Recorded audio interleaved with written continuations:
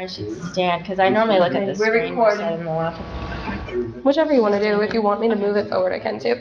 She has it set up so that the camera is recording basically this screen, and then it's like a little bit of you. It's recording, Ashley. I'm recording.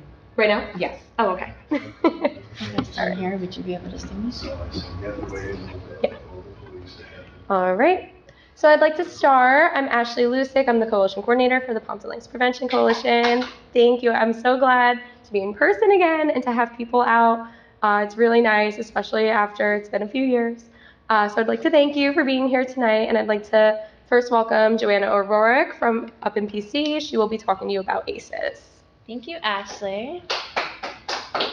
Thank you. All right. Hello, everyone. So I'm presenting today on adverse childhood experiences. So let's get into it. So ACEs stand for adverse childhood experiences, and they are potentially traumatic or stressful experiences that happen at in the person's life before the age of 18. So you can see on the chart right here, they break ACEs up into 10 categories. The first is abuse, the second category is neglect, and the third is household dysfunction. So abuse, for instance, if someone in the household yourself may be abused, that would be an example of an ACE. In your household, if someone is experiencing substance use disorder, or maybe a sibling has a mental health disorder, that would be considered another ACE score. So research has shown that the more ACEs you have as children, the more risk that you have as adults. And this is an example of the ACEs quiz that they would give you. So they would give this to you when you're 18 years old. They do not give this to children. That would be a different quiz, which would be called the PEARLS, which is given to pediatrics. And the caregiver or the parent would then fill that out. It's very similar questions, but it would then ask the caregiver about the child's environment. So for example, you could see one of the questions on here was a household member maybe depressed or mentally ill? And if you check off yes, this would be considered an ACE for that. So a little background about the ACEs study is the CDC Kaiser Permanente study was the first biggest child investigation study on child abuse and neglect. This was between 1995 and 1997, and they had 2 rounds of data collection. So there was about 17,000 adults that were asked questions about adverse childhood experiences and if they experienced it before the age of 18. And so when the study was completed, it revealed something startling. So the study revealed that there was a direct correlation between ACEs and complications. So what was interesting about this was the first time that public health really realized that it's not only an issue between mental illness, but it could also cause your biology to change. So for instance, the more ACEs you have, they have linked it with in the future, someone may then eventually have depression, diabetes, alcoholism, and then suffer from substance use disorders in adulthood. Can we ask questions as you're presenting? Could you go back to the prior slide? Are you in a position to make any comments or elaborate on the first bullet, cancer? So they say that the more, let's say, if you have ACEs as a kid, certain people, it depends on genetics and environment, but if you start drinking, or a lot of times it leads to, let's say, vaping now, right? That's a huge trend, cigarette smoke. So essentially, those types of things that you do may then lead to different types of cancers. Yeah. One of the other reasons that it occurs is that if you have these adverse childhood experiences without having any parental or support from people, what happens is you develop the autonomic nervous system, and you're overreacting with the sympathetic nervous system, which produces norepinephrine and epinephrine, which increases your heart rate, etc. And that's some of the things that put you at risk for the cancer, heart disease, autoimmune disease, stroke, etc. Because, as you're probably going to get to, these are lasting things that occur through the whole life.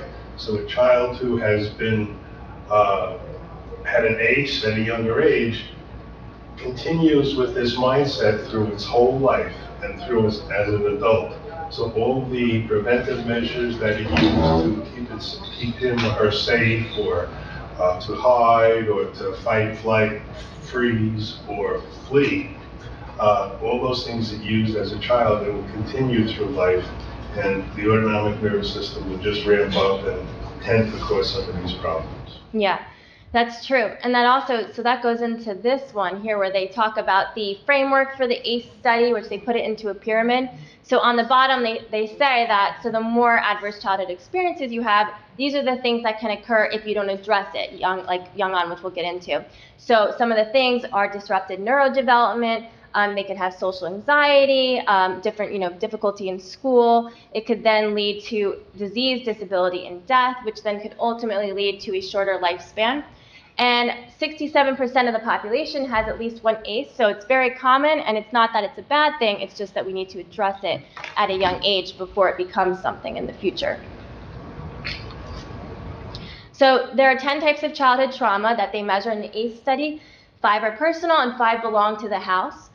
So the 5 that are personal: physical abuse, emotional abuse, and sexual abuse. So if someone is experiencing any of these individually themselves, and then physical neglect and emotional neglect. So they don't feel loved by a parent or siblings, that would be all considered one ACE for each one.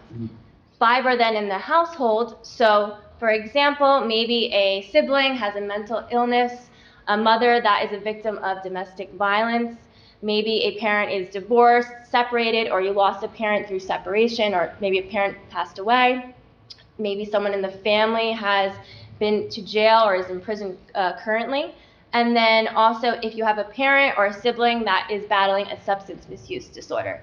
So for every single one, that would be another ACE. So if you have a mother who has, let's say, a substance misuse disorder and you feel emotionally neglected, that would be 2 ACEs for your points. So this talks about what happens with the more ACEs that you have as you grow up. So children who have 2 or more ACEs are 3 times more likely to repeat a grade.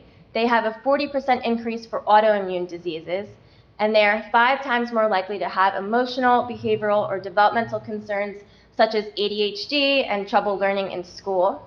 Children who experience 4 or more ACEs are 7 times more likely to then identify as an alcoholic or have a substance misuse disorder.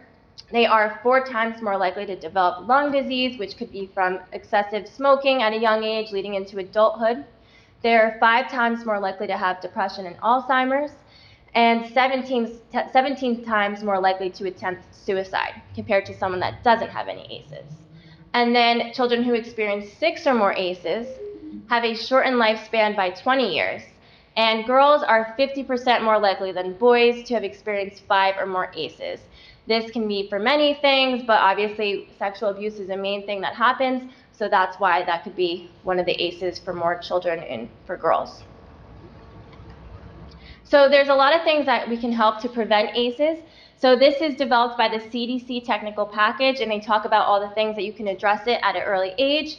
But I'm going to play the video, and it's going to explain all these in a little bit more detail.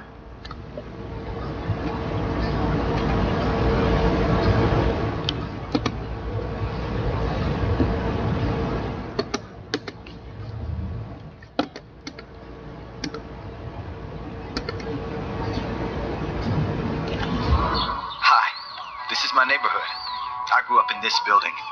This is a great community now, but it's had its share of problems.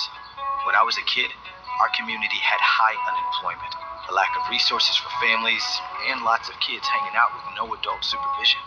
You might have heard about adverse childhood experiences, or ACEs. ACEs are traumatic events in childhood, like abuse and neglect, that can increase risk for future problems. But they don't have to. The good news is that ACEs and their consequences can be prevented. Take me, for example. I was at risk for ACEs, and despite all the things that put me at risk, some pretty incredible people helped make sure that I wouldn't become another statistic. Come on, I'll show you around. That's Jackson. He's a cool kid. His dad left when he was 2, and his mom works 2 jobs. I hang out with him every Thursday night and help him with his homework. Sometimes we grab ice cream. It's fun. Plus, he has another adult role model to learn from and trust. That's Mr. Martino. When I was a kid, he let me help him at the store sometimes after school when my parents were working late. He did that for a bunch of us. My dad actually found his job as a mechanic because of Mr. Martino. This helped our family in so many ways. Not only did my dad have a steady paycheck, which eased his stress about paying rent and buying necessities like food and clothes, but he was also a lot nicer to me, my brother, and my mom once he started working a job that made him feel good about himself. When communities come together, they can do so much to prevent ACEs. Mr. Martino and other local business owners put together a series of career workshops to help people like my dad find work. My mom also got a job with a company that allowed her to work from home and spend more time with me and my brother. Mariana has just gotten out of a class about handling challenges of single parenting. The clinic offers free childcare so Mariana's daughter, Ella, can play while Mariana's in class. The class helps parents like Mariana develop positive parenting skills, not just for babies and toddlers, but for teenagers too. This is another way our community has come together to give families the resources they need, and just one more way to prevent ACEs. This was my school, Riverside Middle, right in the heart of town. These kids are here for a sponsored summer camp. This community-supported program helps families with affordable, quality childcare and helps kids get tutoring and learn life skills. When I was a kid, I spent a lot of time at this school all year long. There was one counselor, Miss Greer, who I remember more than anyone. She was a really good listener. Miss Greer helped me and my brother get involved in after-school activities like baseball and soccer. Our coaches were super nice and were mentors to us. Staying after school for practice kept us and a lot of other kids out of trouble. When schools help take responsibility for preventing ACEs, everybody wins. My life could have gone in a completely different direction. Studies show that ACEs can have long-term negative effects on kids' health and well-being that may last into adulthood and even continue in future generations. But by people and groups taking action, ACEs can be prevented. In fact, there are 5 known strategies that help stop ACEs before they even start. You can implement them in your own community, just like we did. How? By strengthening economic support for families. By changing social norms to support parents in positive parenting. By providing quality care and education early in life. By enhancing parenting skills to promote healthy child development. And by intervening to lessen harms and prevent future risk. So, now you know my story, and you've seen the prevention strategies in my community that helped me beat the odds. I had healthy relationships with my family and friends. I learned how to take care of myself and make good choices. And today, I'm a mentor to other kids who need some extra help so they don't become an ACEs statistic. Safe, stable, and nurturing relationships and environments are essential to prevent child abuse and neglect and to assure that all kids reach their full potential. Are you thinking what I'm thinking? Banana split? You got it. Okay. All right, so that is part of the CDC technical package. So that came out recently, and they've been talking about it in a lot of public health platforms. So it's really important to show parents. But there's many different things that we can do as parents, public health sectors, to address ACEs, because even though it's a huge public health issue, they are preventable. So one of the main things from the video and in the package is by connecting youth to caring adults. So as parents, it's really important that if your kid, let's say, is experiencing parental absence at home, to have them connect with a role model. A role model could be anyone, such as a teacher, a neighbor, a coach. And if you enroll your kids in after-school programs and in sports as well, this is a main thing that helps kids. So as you can see, between the hours of 3 and 6, this is when youth crime peaks, because this is when adult supervision is a critical component. Most parents are normally at work between these hours, and if their kids aren't involved in, let's say, a sport or an after-school program, what do they do during this time? They may then engage in risky behaviors. They may start experimenting with drugs. So that's why this is really important to connect them with caring adults at this age.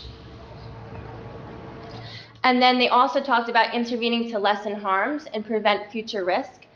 So children who are exposed to ACEs at a young age obviously may then experience behavioral and mental health challenges. So they may be struggling in school with their peers and their friends, and then they may then start to engage in healthy risk behaviors. So a lot of kids now are engaging in vaping because that's a huge trend going on. So when kids start seeing other kids vaping, then maybe after school, then they start vaping. So a main thing that you can help to assess this is by enhanced primary care. So this is when then you would give the PEARLS quiz for kids and caregivers, and then the ACEs would be given to the parents.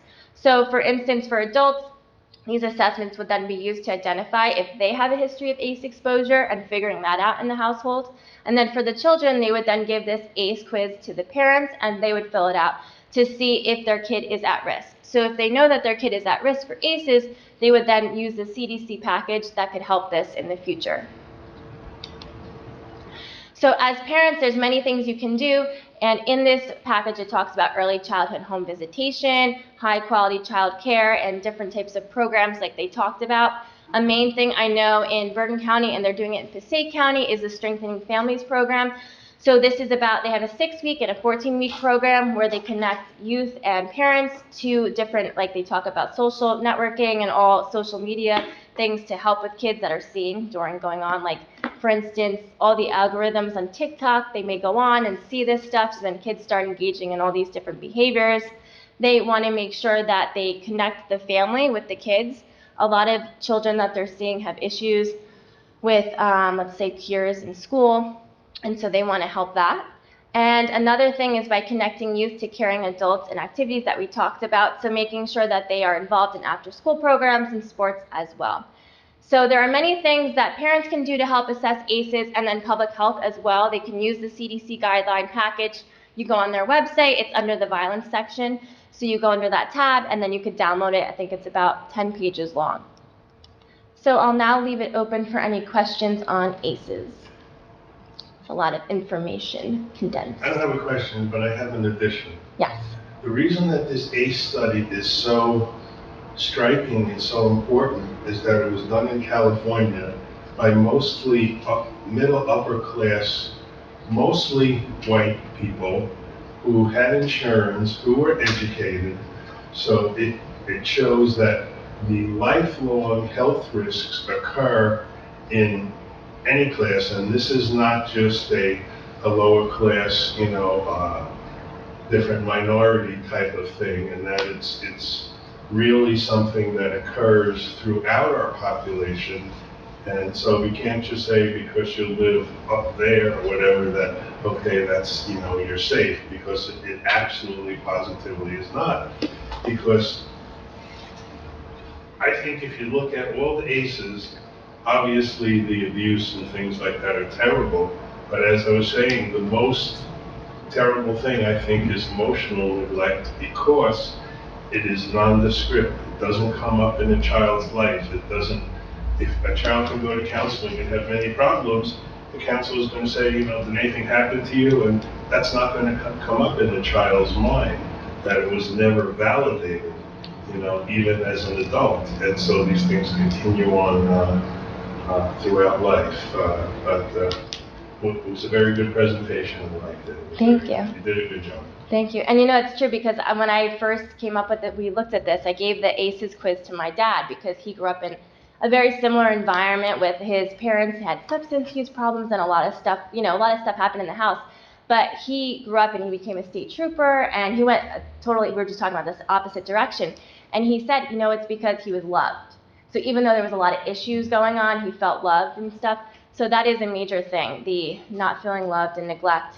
I think that's something that isn't talked about.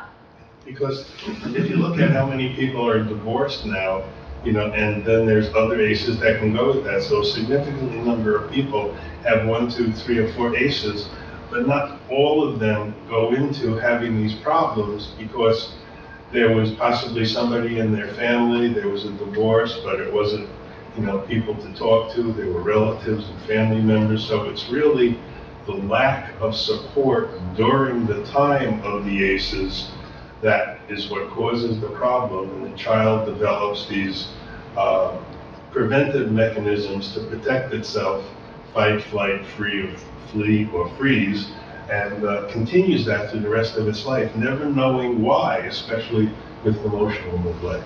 Mm-hmm. And one thing I was saying before is that the hardest thing to bring this up to people is that you're kind of saying, it happened under your watch. And pardon me, but that pisses people off, and they don't want to say, we neglected. They're never going to say that. If you talk to every single drug addict or somebody who has a problem, he was a wonderful kid, he was raised good, he had a good life, et cetera, et cetera.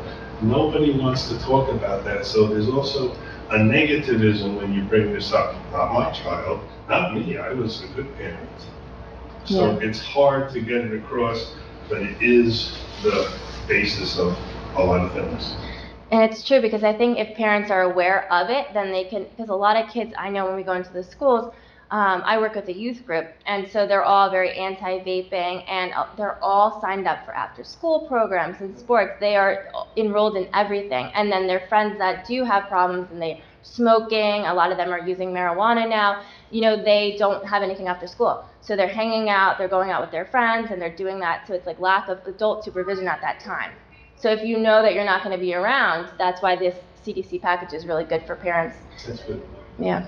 So I just have, I think, a comment and/or potentially a question in there as well. But first of all, thank you for taking the time and effort to put the whole thing together. It's a massively important topic. And it struck me, wow, that they did the study in the 90s and it wasn't done previously, like coming out of the 60s, perhaps, post-World War II, or, that time period, so the Korean War, 50s and early 60s. So that was interesting to me. I saw the number one caveat to the 5 strategies you mentioned, economic, which is certainly makes fundamental sense. Mm-hmm. But with gas approaching $5 a gallon, and to Dr. Henry's point of, I think Kaiser, not Permanente, in this case it was Kaiser Foundation, did a study back in 1960, half of the houses in our country were single-family homes. That number is more than doubled now. Mm-hmm. And so there's your recipe for economic challenges and brokenness and/or dysfunction, whatever word you want to use. And boy, what a challenge for any of us. But it's great that this is being filmed and shown to the community. Because it's an opportunity, one, to absorb and to listen, even though there's a very large crowd here tonight. Joke. But it is great that we're all here, honestly.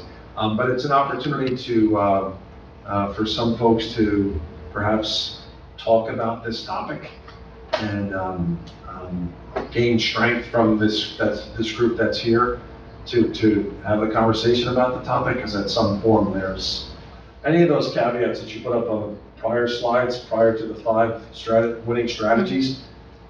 Almost every house on every block USA is impacted by at least 2 or 3 of those. Yeah. If we're all being brutally honest with one another.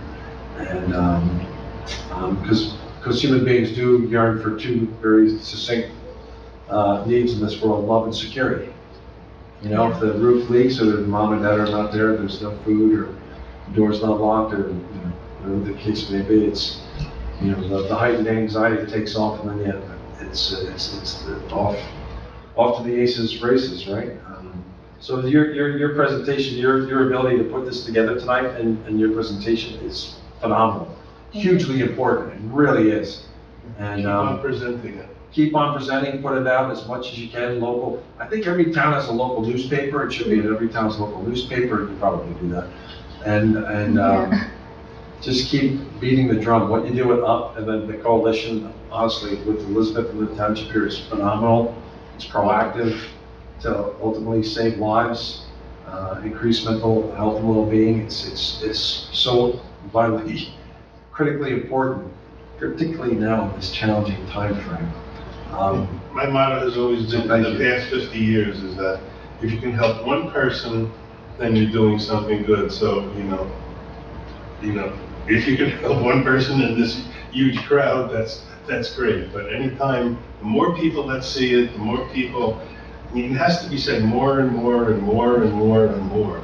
It can't be less and less, because, when you try to sell something, you have to talk to people 5 or 6 times. Sure. And we have to sell them about this stuff and tell them, this is not just, for the ghetto areas. This is for every single area, every place. It's happening, and it will occur, and, they have to really think about it and realize, yes, it could happen to me.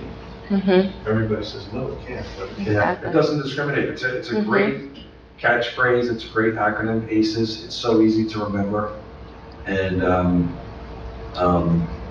the dotted line to addiction in this part of the conversation is so relevant.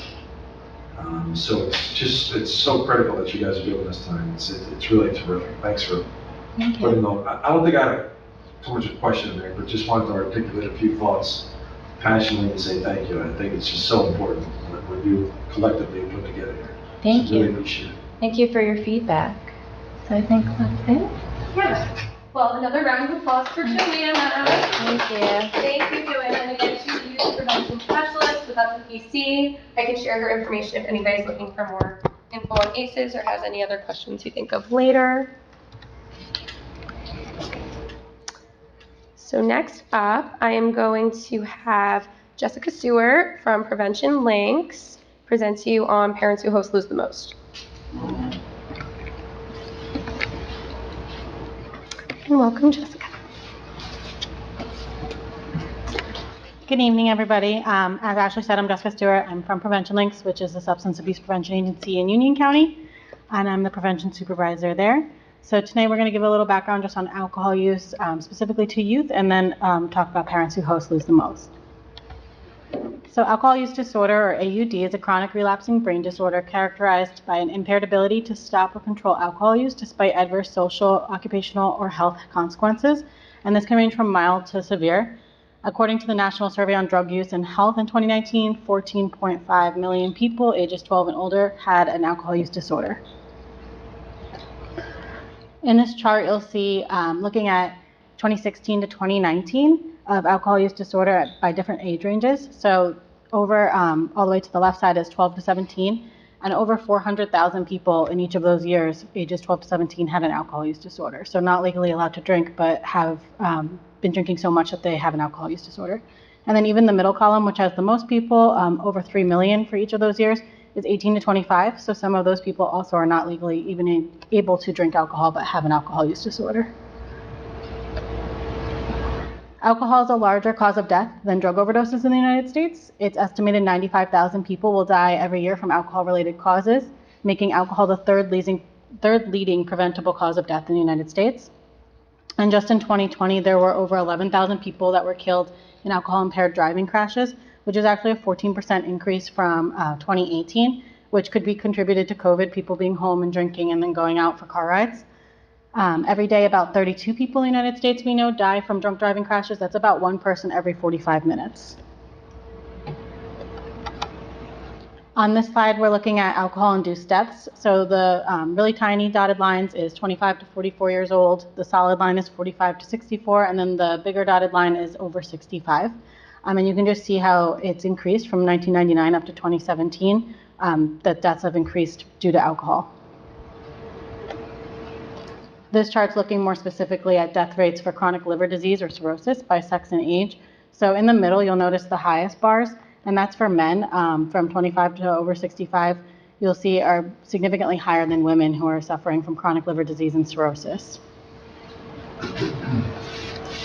And then alcohol linked to more homicides in the United States than any other substance. So on this chart, you'll see 34% of toxicologies reported alcohol being involved in a homicide, and then 5% did report alcohol and cocaine mixed together.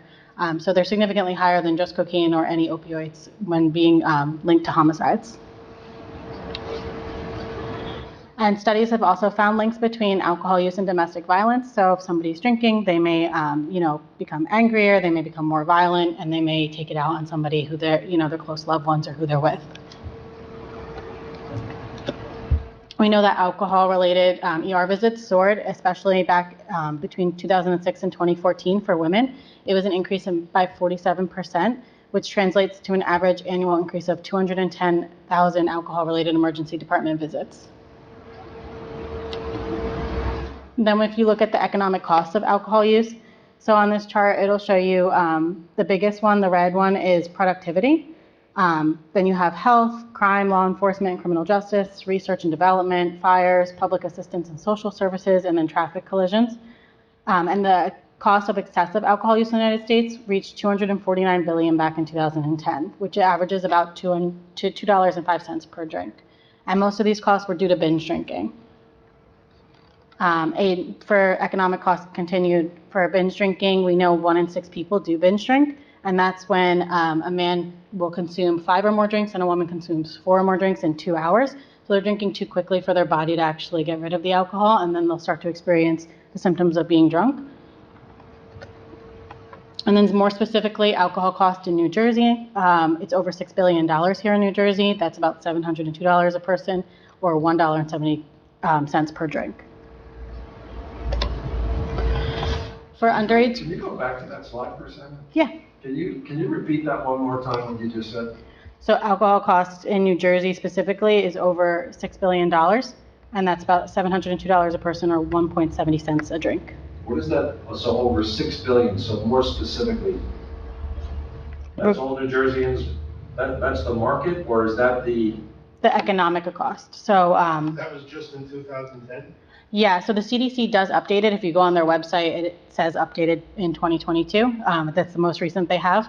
But that's like regarding any kind of economic costs. So car accidents, productivity levels, losing jobs, health costs. That's what I wanted you to do. Yeah. That's the point I wanted to hear. That's not 6 billion in sales. This is No. This is the Like 6 billion causes. in outcome risks Yeah. associated with the car. Okay, the use.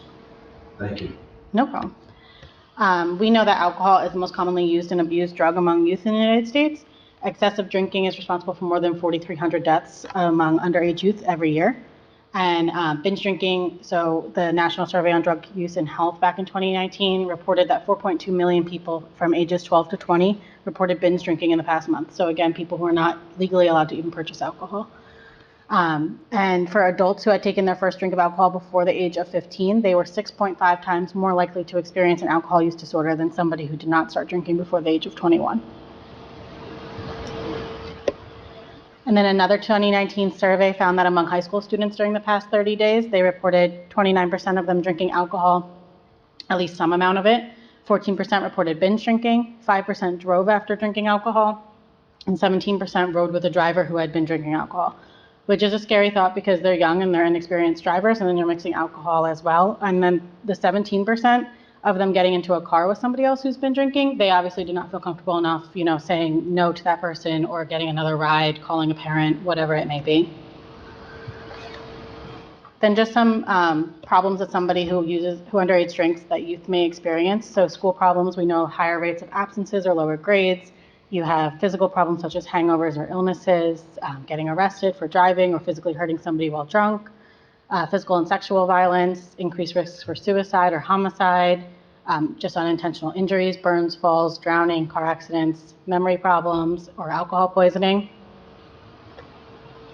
Then when you look at the teen brain development from early adolescence through the mid to late 20s, the brain develops kind of unevenly. So the parts that first develop control your physical activity, your emotion, and your motivation. But the prefrontal cortex that's responsible for your impulse control or more reasoned thought and good judgment, that all develops later. Closer to 25 is when the brain fully develops. So it kind of explains, where teenagers, some of their actions come from, difficulty holding back or controlling their emotions, a new preference for high excitement, exploration, and new activities, inadequate planning and limited judgment, or more risky and impulsive behaviors, because that part of the brain is not fully developed yet. And then in the image, you can see the one that has a bunch of pink and red spots is a 15-year-old non-drinker, and this is the effects of heavy drinking on the teenage brain, versus the one with none of the spots is a 15-year-old heavy drinker. So you can see how much more activity the brain of somebody who is 15 and not drinking is. And then with all the facts and statistics, we'll still see a rise in alcohol consumption in our culture. And it was reported that in the US, alcohol sales increased by 5.1% in 2018. I don't have the most updated percentage for that, but I would have to imagine with COVID that alcohol sales probably increased even more in 2020. More alcohol ads and more drinking. It says the study suggests that TV advertising influences how much kids drink, not just what they drink. And we've all seen commercials, especially during things like Super Bowl. They make them fun. They use, like Budweiser uses the puppies or the Clydesdale horses. So they're very appealing to children or anybody who loves animals, something like that. And it's not just directed towards, people who are drinking. They turn it into something else. Teens that are influenced by alcohol advertising. So children are exposed to alcohol marketing via social media, videos, television, magazines, and radio. And the alcohol industry pours millions of advertising dollars into the media, especially now with social media and influencers, which is on another slide. but the influencers are able to reach them so much more easy, then they don't have to pay them as much as they do for, an advertising commercial on TV. And then if you look at micro-targeting, that's marketing strategies that use consumer data and demographics to create audience subsets and segments. So that's basically using data from your social media, search engines, websites, apps, and smartphones when you're searching something, and then all of a sudden those ads are popping up on your Facebook page. So they're using that as well. So for influencers, these are not just people that they may look at in movies or sports stars, but they're also just regular people who get famous on Instagram, and then they're in their daily feed. So it's not just like they're searching for these ads. They're popping up while they're scrolling on Instagram. They're just showing up while they're there, or they're following them and they don't even realize that they're trying to market something to them. They just think that they're following them, following their lifestyle, and all of a sudden they're seeing these ads and they wouldn't realize. And I'm sure half the influencers are not even using what they're advertising, but as a teenager, they may think that they really are. Whereas, for unwanted ads on TV or Hulu, you record things, you skip things, you don't have to see it if you don't want to, but when they're on their social media, it's just popping up. And these are some of the examples. Like the one in the middle, the shirt says "Game Day made me do it," and she's holding a Budweiser. They're linking everything to drinking. You can't watch football without drinking a beer. Or vacationing, the one with the guys on the beach, right? They're drinking Malibu, so they're showing a good, relaxing scene. It looks like they're having fun, and they have to link alcohol towards it. So they're introducing alcohol into every aspect of life, making it seem like they have to have alcohol. There was an advertising watchdog that was accused of giving the green light for alcohol brands to blast children with social media promotions. So it's not as heavily regulated as something like a commercial would be on TV. And then moving into the parents who host lose the most segment of it, we know that teenage drinking is illegal, and it's also against the law for anybody to host underage drinking parties at their house, even if it's just their own children. So we know that 32% of parents and 35% of teens know parents who host teen alcohol parties. A lot of times these parents think that it's safer for the kids to be drinking at their house, but it's not safer, it's still not safe. Maybe it's safer than them going out and doing it somewhere else, but it's not safe for them to be drinking alcohol underage. We know that 23% of teens have attended a party where alcohol is served to underage youth, while parents thought it was closer to 12%, so they thought maybe half of that. 68% of parents and 63% of teens believe it's generally easy for underage youth to get alcohol. And I know when we do our student surveys, alcohol is the substance that is the most easily accessible reported by youth. Some parents tend to think that they would rather have their kids drink at home than being in a car and then driving. I did it when I was their age, and I turned out just fine. Or I let them drink now and again at home so they don't go off to college and become crazy with drinking. And we know that those things don't tend to make a difference. You can let them drink a little bit at home and they still can go off to college and binge drink and get into trouble with it. This is a couple from Ohio that got arrested for underage drinking party, but I actually just saw a news article from April of 2022 of a town in Essex County, New Jersey, where a couple is being charged with this, and if they get convicted, they'll face 6 months into jail and a $1,000 fine for hosting underage drinking at their house. That's all? Yeah, the fines are not as much as you would think they are. But parents can play a major role in the children's choices about alcohol, tobacco, and other drugs. Most teenagers do appreciate when their parents set boundaries and fairly enforce expectations, even though it doesn't seem like that. Kids do thrive on a routine and having clear set boundaries. Adults hosting underage drinking parties will send mixed messages about the acceptability of drinking. So if you're letting them do it at home, they're not going to really understand why they can't do it elsewhere or why it's a big deal if they're doing it elsewhere. It shows students that they don't have to obey the laws, right? If you're letting them break the law at home, they're not going to really understand why it's being enforced when they're doing it somewhere else. And contributes to the misperception that all youth drink alcohol, which is not really the case. I know from surveys that we've done, and I'm sure Ashley's coalition as well, that most kids actually do not drink, but it just seems like it's the popular thing to do. And kids are assuming that all kids are drinking. So knowing the risks, just because you take the car keys away does not solve the problem, right? They can still get hurt. They can have unintentional injuries such as falls or burns, mentioned in the earlier slide. We know 6 people under 21 die every day from non-driving alcohol-related accidents, such as drowning, falls, or suicide. Unwanted sex and delinquent behaviors increase with underage drinking. And underage alcohol use has been reported to be involved in 36% of homicides, 12% for male suicides, and 8% of female suicides. And young people seem to be aware that using alcohol influences their decisions about their sexual behavior. 29% of 15 to 17-year-olds and 37% of 18 to 24-year-olds said that using alcohol or drugs influenced their decision to do something sexual. If your child drinks alcohol, it's likely that it'll affect their brain development. So during adolescence, we know that the brain organization and function enters a unique period of flux. It takes about 21 years or closer to 25 for the human brain to build necessary foundation on which all future development will depend. If your teenager is drinking alcohol, they're at a greater risk of having alcohol problems as an adult. So of adults who began drinking before the age of 15, approximately 40% reported signs of alcohol dependence, which is 4 times higher than adults who did not drink until 21 or closer to 21. So what can parents do? As a parent, you cannot give alcohol to your teen's friends under the age of 21 under any circumstance. So even if that parent gives you permission for their kid to drink there, it's still illegal. And if the cops were to find out, they can still fine you and or arrest you. You cannot allow a person under 21 other than your own child to remain in your home on your property while consuming or possessing alcohol. So as I mentioned, the couple that is in New Jersey currently facing trial for this, you can face a maximum sentence of 6 months in jail and a $1,000 fine if you have underage drinking at your house. But other things that could happen are people can sue you. So if you give alcohol to somebody under 21 and they in turn hurt somebody else or themselves or damage somebody's property, they can sue you for that. Officers can take away any alcohol, money, or personal property that are used in conjunction with the offense that occurs while the minor is under the influence. That first bullet that you have up there, is that nationally or for the state of New Jersey? That's for the state of New Jersey. Also, Ohio is where the Parents Who Host presentation comes from, so it's the same for them. I'm not sure if it's the same throughout the country, but that is for New Jersey. And that's a maximum sentence. Yeah, again, you would think it would be higher. So even if like 3 kids die from that house party, that's the maximum sentence. I think then that would be, they would tack on like homicide or unintentional homicide charges. This is just if there's an underage drinking party. I'm sure if there's other crimes committed, then they would add on more. So it's illegal to host or allow teens drinking in your home. It's unhealthy for people under 21 to consume alcohol. They're still growing and developing. It's unsafe and illegal for anyone to drink and drive. And parents can be prosecuted under Ohio social host law or New Jersey social host law. So parents can host alcohol-free activities and events. They can refuse to supply alcohol to anyone under 21. Be at home when your teen is having a party. That's probably the biggest thing. If your teen is having friends over, be there to supervise. Make sure that alcohol is not brought into your home or property by your teen's friends.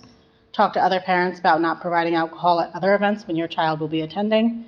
Creating alcohol-free opportunities and activities in your home so teens feel welcome to go there and hang out. And report underage drinking to local law enforcement. For other parent resources, including how to host an alcohol and other drug-free party, you can visit www.drugfreeactionalliance.org. That's the coalition that created the Parents Who Host presentation. Do you have any questions? I do. So we're in Passaic County, in Pompano Lakes, and you're from Union County. Yeah. How'd you guys get connected? So when we were applying for our DFC grant, at the time, we worked with Michael, who was with Prevention Links. Did Michael have a specific tie, Thompson? Do you know? No, you were just there, expanding. Right?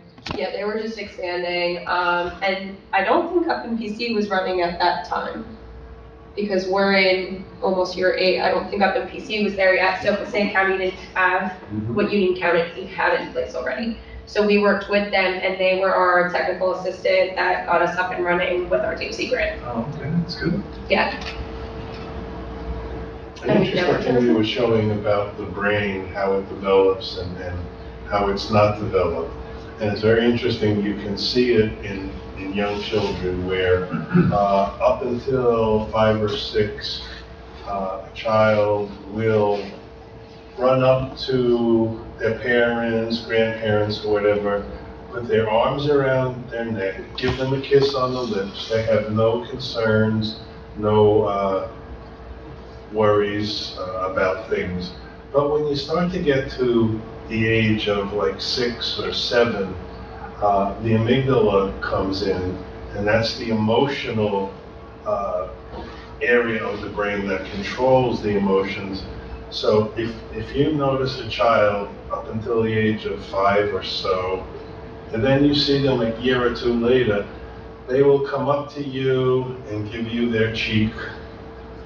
No longer a kiss on the lips, no longer put their arms around your neck, but they'll kind of give you a hug on the side. You know, and that's where this amygdala comes in, where they're trying to understand the world and how it affects them and what they're doing. So basically, that is open until the prefrontal cortex, which doesn't get fully developed until, like you said, 25, 28. You know, so a child going to college is still a child. You know, and so basically what happens is all during that adolescent period, they're still in this go mode. Okay, the amygdala is the go mode, and the prefrontal cortex is the stop mode. So they have this go mode. That's why they do all these risky things and they do all these crazy things and they don't stop and think. Because what happens is both of them are there, but the connections between the amygdala and the prefrontal cortex are not fully myelinated. And what that means is, you know the electrical wire that you have, there's a plastic coating. If you take that plastic coating off, the electricity is not going to go through the wire very fast. It's going to get lost. So basically, during the adolescent age, the myelin, or the nerve connections to the brain, to the prefrontal cortex, are not myelinated, so they're not going quickly. So they take a long time. So that's why the child can be driving, you know, 16, 17, you know, 100 miles an hour and say, wow, this is cool. But you take somebody who's 30 and goes 100 miles an hour, their brain is saying, okay, stupid, you really have to slow down. This is really crazy. But in a 15-year-old or so, they're not thinking that and it takes time to go from the amygdala to the prefrontal cortex. And one of the things, just to bring in another drug, marijuana does help prevent the myelination of these nerves. So it basically prolongs this adolescent thinking without allowing the brain to connect to the prefrontal cortex, which is the executive functioning and all that kind of stuff. So it's and alcohol, you know, in those ages affects things also, and it's scary for kids, and as adults you can't understand why did that kid do it? Don't they see it? Well, they don't, because it's not connected to the front of their brain, and that's the scary part. Definitely. Thank you. So what do you do during the day? Where do you present this message time and time again? How do you do that? So in Union County, we do this to local towns just like this for Pompton Lakes. But we also do school-based programming. So we go into the schools in Union County and do different drug prevention programs. We have a coalition like Ashley's. It's just a county-based coalition. Sure. That prevents or works on preventing underage drinking, marijuana use, prescription drugs, new and emerging drugs. And when you say schools, middle schools, high schools? K through 12. So we have as young as like puppet programs that like teach about, you know, people you can trust, honesty, making good choices, all the way up to seniors in high school. That's a great young program with the puppets. Mm-hmm. Is that the babes? Is that? Yes. Yeah. We have a couple. We have Forest Friends, Footprints for Life, and Prehistoric Pals. I think to say That's we cool. have the babes. Yeah. But those are all catchy. Yeah. Yeah. So it's still something that we've sat in on, you know, the monthly meetings, and you guys run services where the local liquor stores are honorable, not selling to minors. Yet the statistics are still very high. It's close to 70%. Minors are successfully getting their hands on them. So if they're not going, I'm just running the tape. I'm curious what your findings are. If they're unsuccessful going to the local liquor store or the next town over, et cetera, where they get, you know, they go into Johnny or Susie's house and the parents got the liquor cabinet. Like what are your findings and knowledge base there in terms of how are they gaining access to them? From our surveys in Union County, a lot of the kids reported getting it from somebody who's over 21 or from parents, from having the, like you said, the liquor cabinet available. Yeah. I guess if you have a stash and you're not monitoring that on a daily basis. Like, I don't know how many people are going home from work on a Wednesday night and are, counting their liquor bottles. And if the kids are home after school, they have plenty of time to, take things and stash them away. Sure. And in our community specifically, our DFC grant's actually written on, in our Thompson Lakes culture, we had a high school fraternity. And the members aren't just in high school, it begins in 8th grade. And then it actually goes up to people in their 60s, 70s, because alumni of Thompson Lakes High School were also in the same fraternity. It was around when my father went to our high school, it was around when I was in our high school. From what I hear, it's still lingering around. So even if you're just a part of that group, they're supplied by older adults as well. So this is an issue that we've always dealt with as a community. So that's one avenue, even though we don't see it as much on the surveys anymore. So we're thinking it's dwindling down finally, but it's been around for a long time and it has its way of coming back. Still utilizing the over 21 access point. Yes. Gotcha. So because they have members of this fraternity brotherhood, they're able to utilize people that are older to purchase.